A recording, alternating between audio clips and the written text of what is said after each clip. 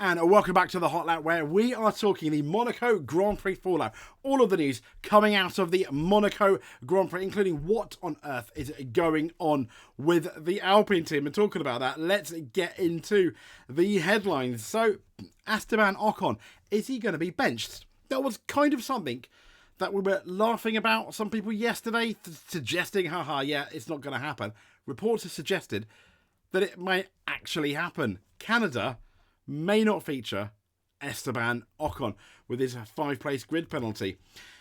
Loris has come out and said a certain Ferrari Spanish driver by the name of Sergio Perez, who finished third, was very lucky to finish third after the initial restart. A lot of people suggesting that all the cars had already passed him. Should he even have taken his place?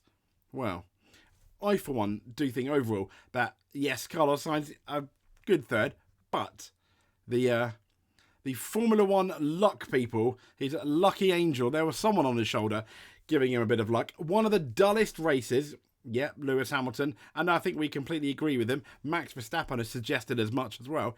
It was indeed one of the dullest races of the year in terms of actual racing. Only like a few passes. You can count on both hands, I'd imagine, the amount of passes.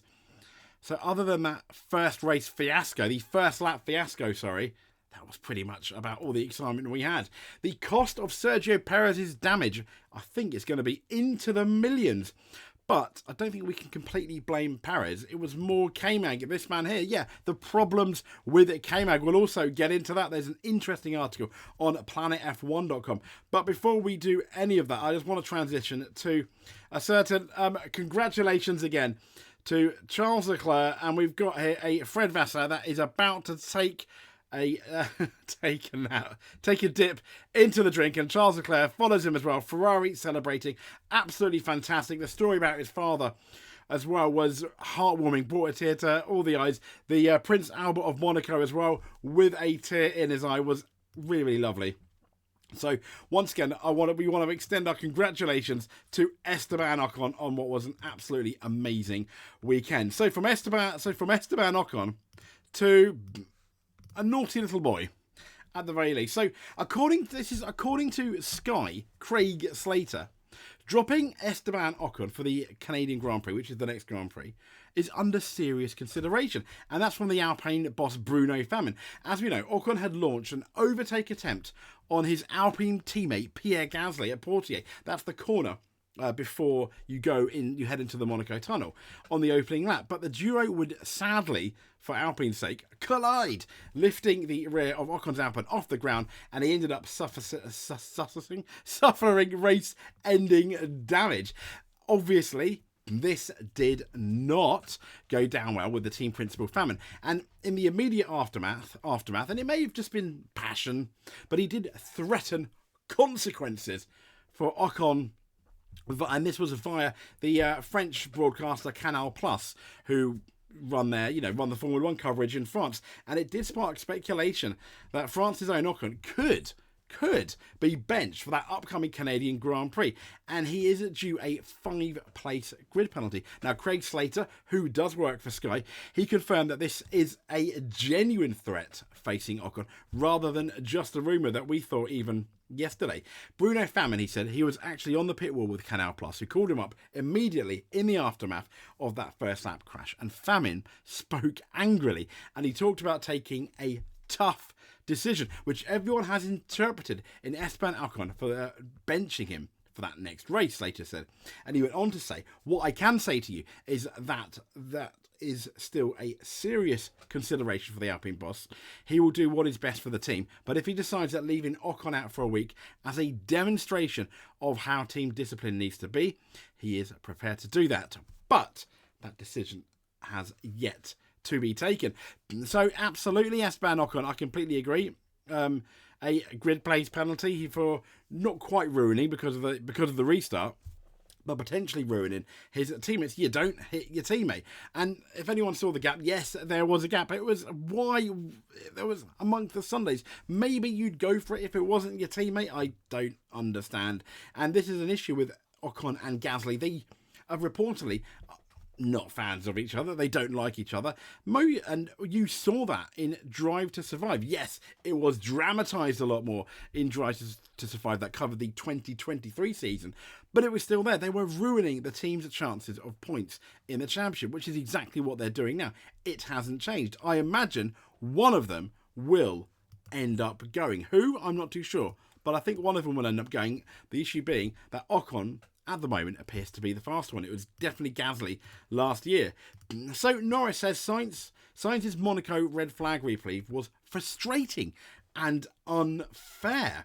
So, as we know, he initially picked up a puncture after that clash with Oscar Piastri at the first corner. A very brave Oscar Piastri and a Carlos Sainz that probably squeezed him a bit too much.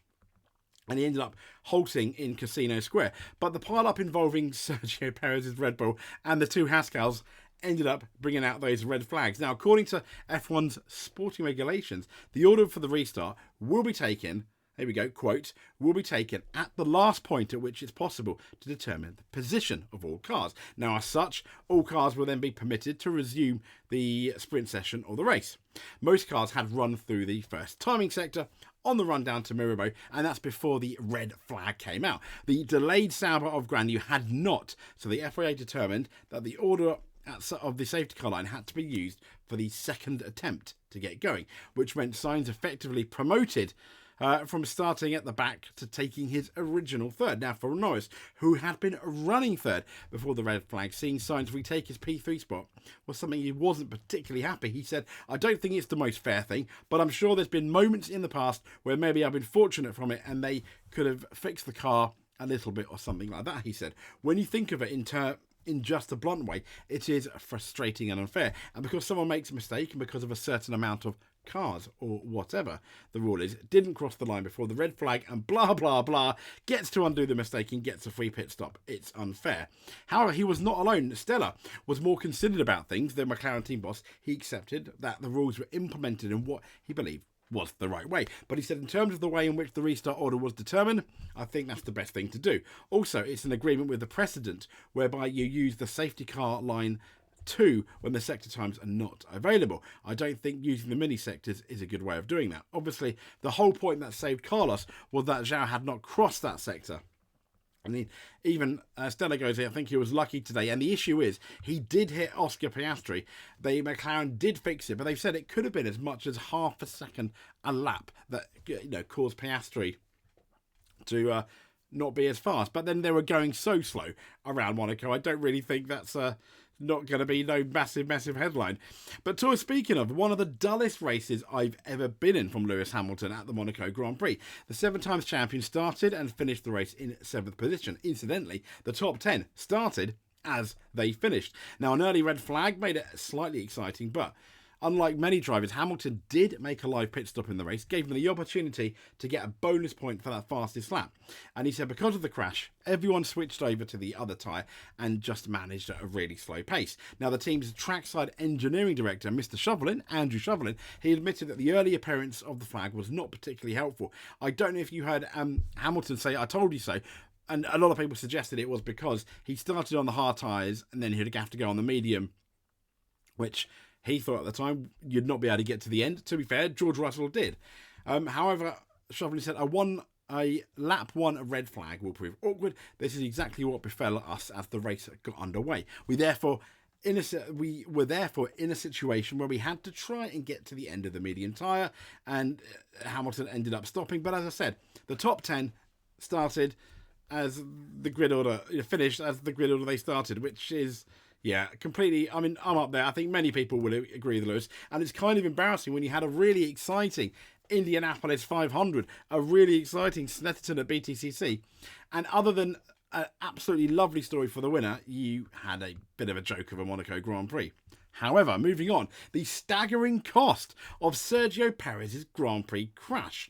So it's 2 to 3 million. And that's not taking any potential loss in points into account, apparently. So... was it his fault? No, but he did have a wretched qualifying, dropping out in that Q1. That's what put him in the position to clash with the Haas of Kevin Magnussen. And it says whether it was a case of Perez didn't leave the driver enough room, as Mr. Magnussen claims.